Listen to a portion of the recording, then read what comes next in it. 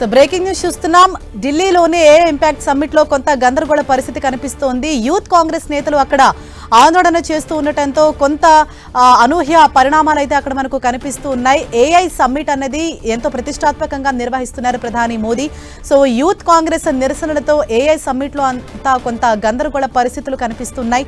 Trade deal ను వ్యతిరేకిస్తూ ప్రధానంగా యూత్ కాంగ్రెస్ నేతలు అక్కడ ఢిల్లీ ఏఐ సమ్మిట్ ముందు ఆందోళన నిర్వహిస్తున్నారు.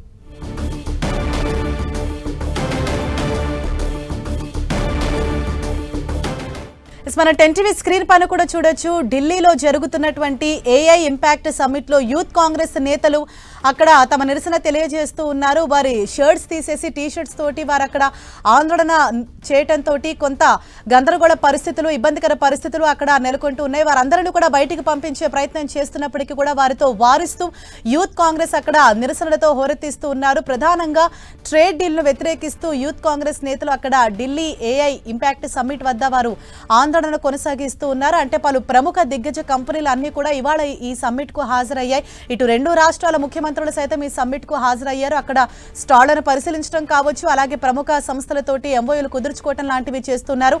మరోవైపు యూత్ కాంగ్రెస్ నేతలు అక్కడ ట్రేడ్ డీల్ ను వ్యతిరేకిస్తూ ఆందోళన నిర్వహిస్తున్నాయి.